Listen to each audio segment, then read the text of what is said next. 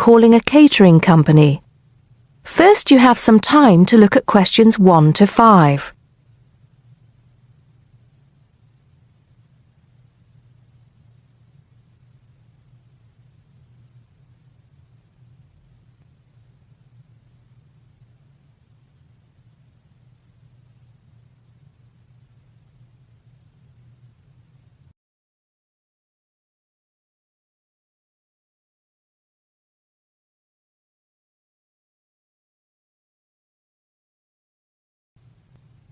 You should answer the questions as you listen because you will not hear the recording a second time.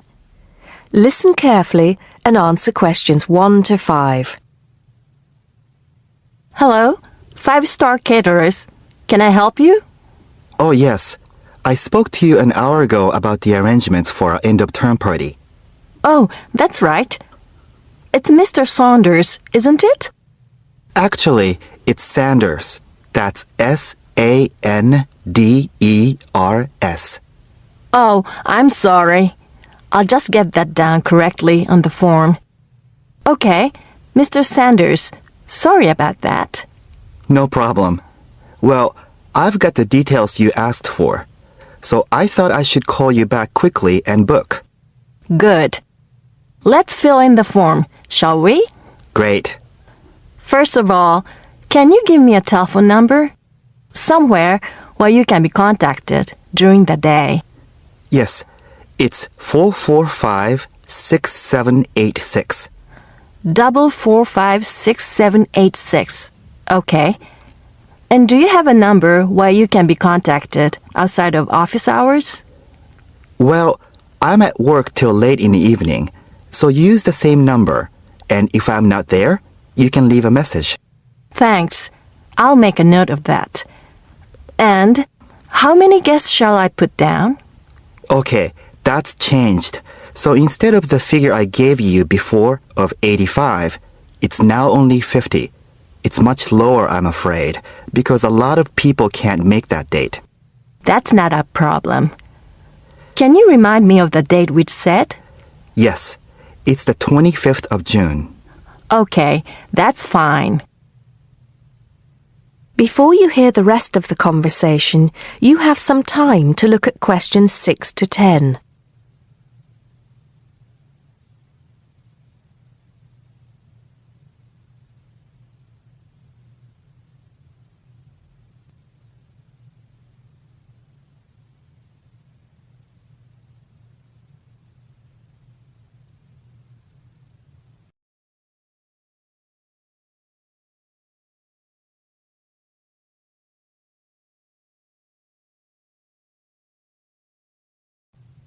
Now listen and answer questions 6 to 10. Now, did you have the chance to look at the tables on the website? Yes, I did. And I think the rectangular tables would be good. The long, thin ones. Yes, you could have 2 of those. The only problem is that they're for 24 people. So, you'd only seat 48 people that way. And if you have 50 guests... Oh, I see what you mean. 2 people have nowhere to sit. What about the square ones? You'd have the same problem with numbers. Usually, for 50 people, we find the round tables work well. Not the smaller ones. They only seat 6 people. The ones that seat 10, the large ones. So do you think we should have 5 of those? I think that would work well. Okay, that's what we'll do then. Fine.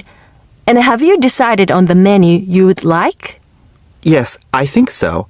But I wanted to ask you, we talked about having the 3-course meal with waiter service, but in the end, we thought it would be a bit too formal. So that leaves the buffet or the 7-course banquet. How much is a banquet again? £100 a head. That's too much and too formal. The buffet is fine. Okay, so I think I've got everything. We'd need a deposit of 50% of the total. Right. What's the total? Just a minute. Yes, it's £30 a head, times 50. So that's £1,500. 50% of that would be $750 now, with the balance due another $750 on the day. Great. I'll call in tomorrow if that's okay. I can pay you the deposit then. We'll look forward to seeing you tomorrow then. Okay. Thanks a lot. Goodbye. Goodbye. That is the end of part 1. You now have half a minute to check your answers.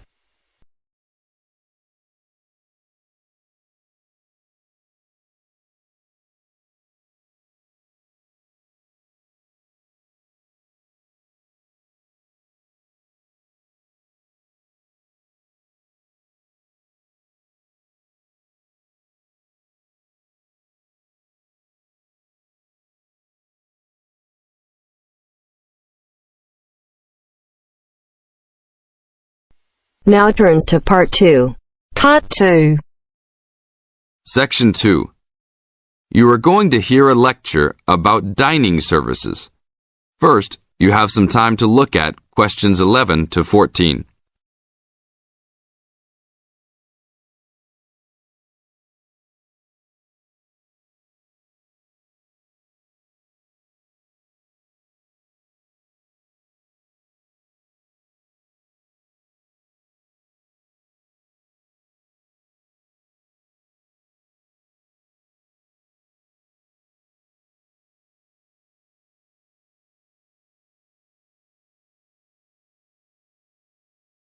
Now listen to the tape and answer questions 11 to 14. Welcome to the Dining Commons. This is the newest facility on campus, and I'm proud to say, also one of the best. I know that all university students miss eating home-cooked food. Well, this year, we are hoping to provide students with food and services that will make you feel at home, even without your family. The administration has been listening to the voice of the students. Students gave us frequent suggestions last year as to how we could improve the university. One of the most frequent suggestions was improving the dining options. We have been working hard all summer to come up with ideas that will make student life in the dormitories more pleasant. One of the new options we are offering in the dining facilities is variety in student meals. Last year, there was a set menu for every dinner, so if students didn't like the food, there was no choice. Students had to eat whatever was served. But this new dining facility has 3 completely unique areas, each with a different theme. At every meal, there will be 3 options for students to choose from. For example, there might be Italian food at station number 1, which might consist of pizza and pasta. At station number 2, there would be American food, consisting of hamburgers and hot dogs. At station number 3, there could be vegetarian soups and salads, accommodating all the vegetarians. We hope that with the greater selection of food, all students will find something to their liking. Now look at questions 15 to 20.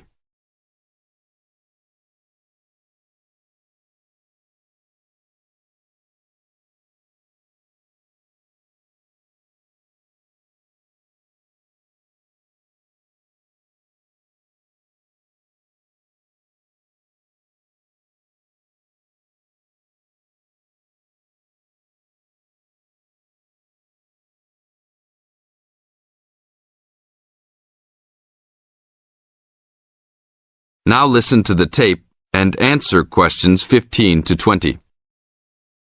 Not only will students have more options, the food will also be better. Each section of the facility will have a head chef. These are real chefs that have been trained in culinary school and have been hired specifically by the school to work in the dining facilities. All of the chefs have a speciality. The school is hoping that these chefs will prepare better tasting and more nutritious food. Every student will be able to make suggestions and also give their input as to which menus taste better. Last year, many students complained that the dining facilities didn't have very convenient hours. This year, we hope to change that. We will open for breakfast at 6 a.m. to accommodate all the early risers. In the evenings, we will open until midnight for all the students that like to go for a late night snack. The afternoons will still remain closed, but we will have a student store open that will provide all students with drinks and fruit. The student store will be open every day from 2 p.m. to 5 p.m. Every student that has paid full tuition and dormitory fees has already paid for their dining facility fees. Students can eat at any time and in any amount for free. If you are a student that does not live in a dormitory, you can still purchase a dining facility card. This card will entitle you to the full services of the dining facility. This card is available only for students and is not open to the general public. If you are not a student and wish to dine here, you must purchase meals at the door. There are a few rules to follow. Even though we do not limit the amount of food that can be taken, we do not want students to waste food. Please do not take more than you can eat. Also, every student must clean his or her own trays and plates. We will provide plates and trays for student use, but please do not abuse these items. Please do not leave your plates on the tables. Your parents are not here to clean up after you anymore, so I hope all students will be responsible. Thank you for your attention and enjoy the upcoming year. That is the end of part 2. You now have half a minute to check your answers.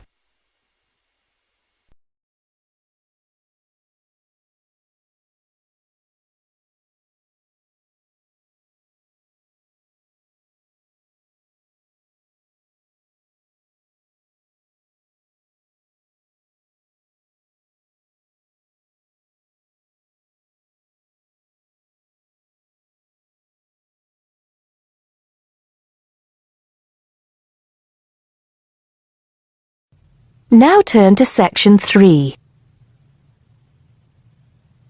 Section 3. You'll hear a tutor and a student talking about the history of the scientific method. First, you have some time to look at questions 21 to 25.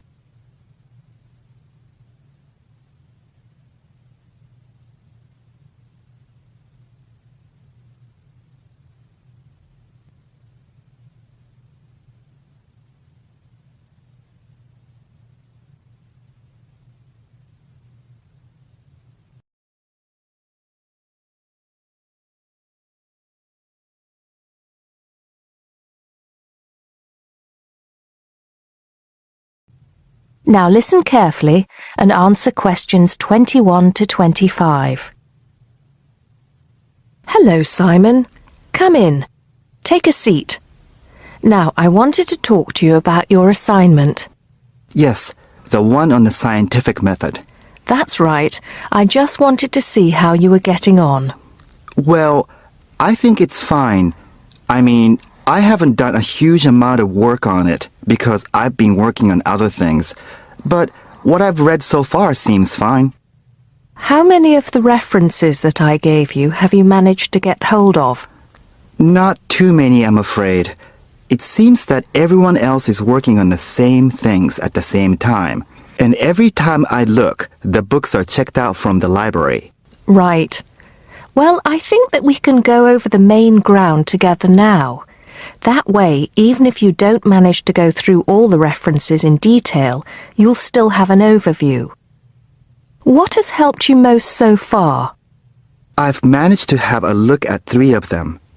I thought that Johnson made some good points, but it was hard to follow the line of her argument. Bradman was simple and straightforward, and I felt as if I got a lot out of that. I wish I could say the same for Whittaker. To be honest, I didn't get very far with that. Okay, that's more or less what I'd expect. So tell me, what have you learned so far about the role of the Egyptians and the Babylonians? Yes. Well, there's evidence that the basic components of the scientific method, examination, diagnosis, treatment, and prognosis, were being used in the early 1600s BC, especially in the treatment of certain illness. Good. Yes, that's right. And the point, of course, is that that represented a considerable advance over relatively simple, non-empirical approaches, which usually attributed anything unknown to the actions of the gods, etc.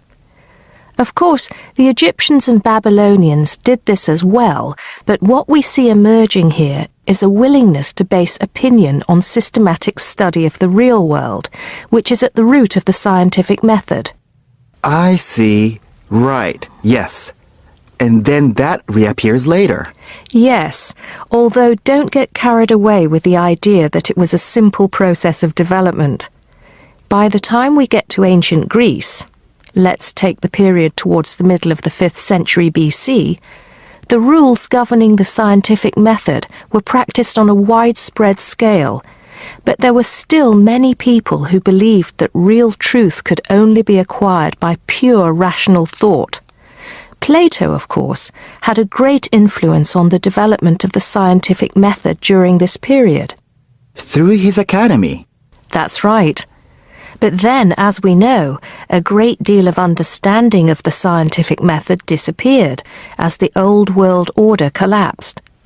It wasn't until the Middle Ages, sometime before the 11th century, that several versions of the scientific method emerged from the medieval Muslim world, all of which stressed the importance of experimentation in science.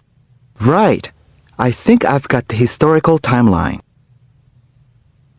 Before you hear the rest of the conversation, you have some time to look at questions 26 to 30.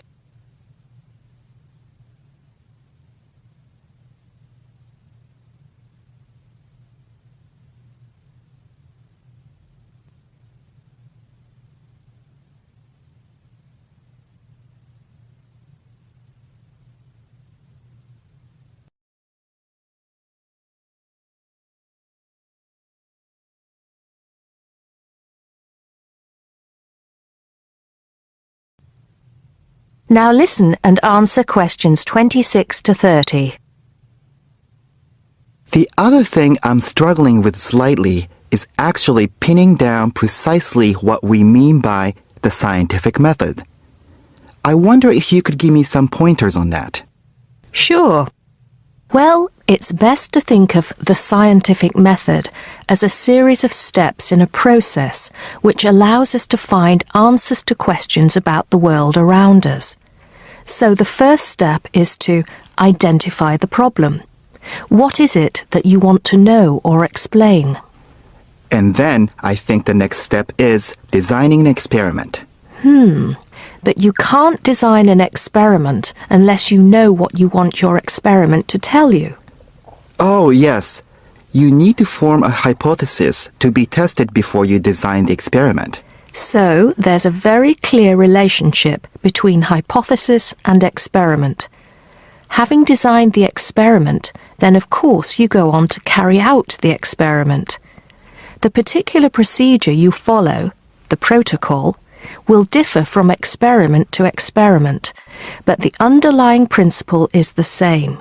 You analyze the data from the experiment in order to confirm or disprove your hypothesis. Assuming the experiment is accurate. Oh yes. If there's anything unusual about the data, or if the results are at all surprising, then you need to ask yourself whether the experiment could be flawed and whether the data could be unreliable. If the answer is yes, then it may be necessary to modify the experiment and go through the process again. So, once you have reliable, valid results, Then the final step is to communicate them. The wider scientific community needs to know about the results, and publication in journals is the accepted way. Okay, I think I've got the basics. It's going to get more complicated as we begin to look at some people who have criticized the scientific method. So you need to make sure that you understand things up to this point. Let me know if you have any further problems with it. That is the end of section 3. You now have half a minute to check your answers.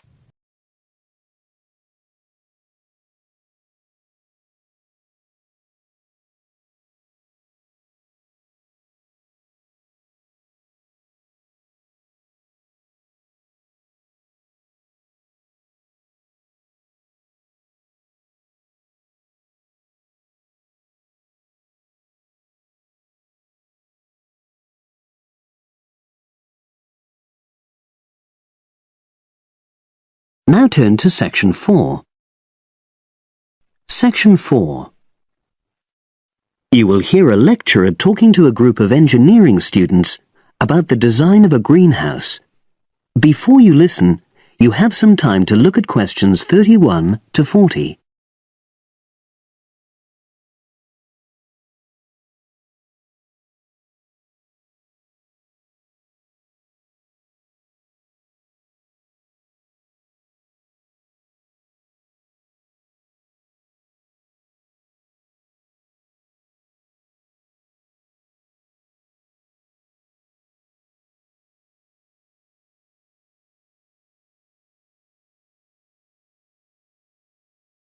Now listen and answer questions 31 to 40. Good afternoon. This is the first of a series of lectures I'll be giving about engineering for sustainable development. I'll be presenting examples of engineering projects from a variety of contexts, and today I'm going to talk about a project to design a new kind of greenhouse for use in the Himalayan mountain regions. First of all, I'll tell you about the problem which was the context for this project. In the Himalayan mountains, fresh vegetables and other crops can only be grown outside for about 90 days during the summer, because the altitude of the region is around 3,500 meters, and because the rainfall is so low. In winter, temperatures fall below minus 25 degrees centigrade, so fresh vegetables have to be imported. They arrive by truck in summer or by air in winter, which makes them expensive. Local people rely on dried leafy vegetables and stored root crops during the winter, and rarely eat fresh vegetables. But despite the sub-zero temperatures, the skies over the region are cloudless, and there are over 300 sunny days per year. So, an engineering solution was needed to exploit the sun's energy and protect locally produced plants from freezing during winter. And in fact, there had been programs in the past to provide greenhouses, but these were unsuccessful. The greenhouses weren't adapted for local conditions, so they tended to fall into disuse. So, a few years ago, a project was initiated to design a better greenhouse, one which would meet the criteria for sustainability.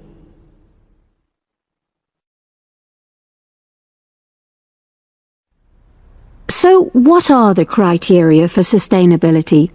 Well, first of all, the new greenhouse is designed to be relatively simple, so construction is cheap.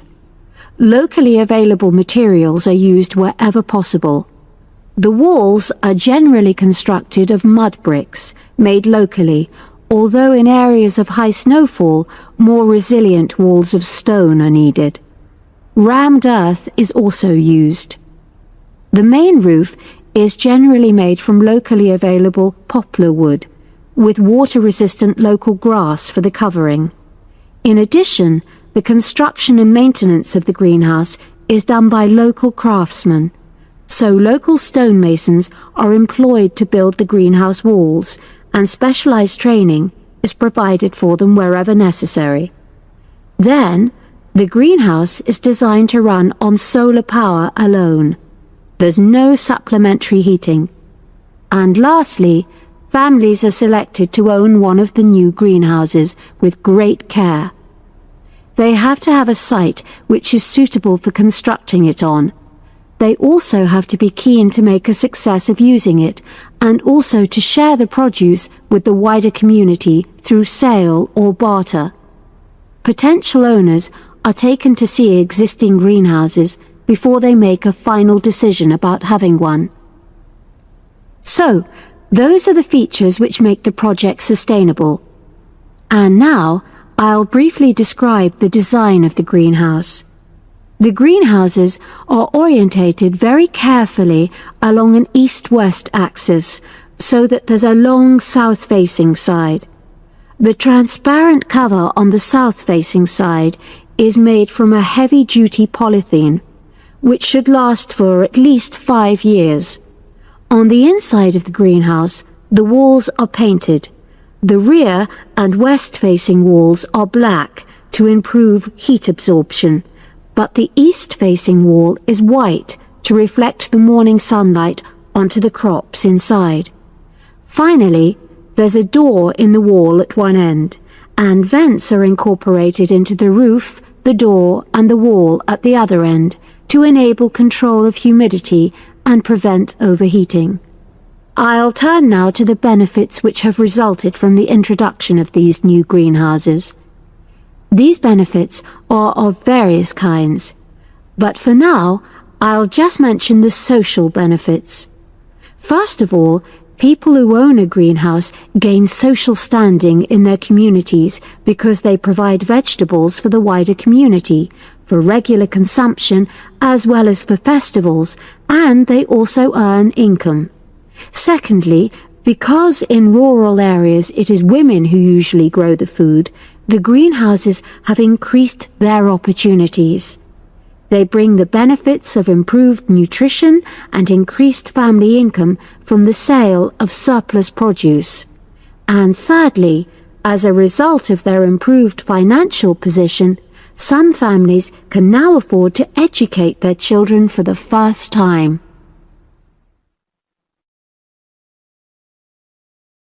That is the end of section 4. You now have half a minute to check your answers.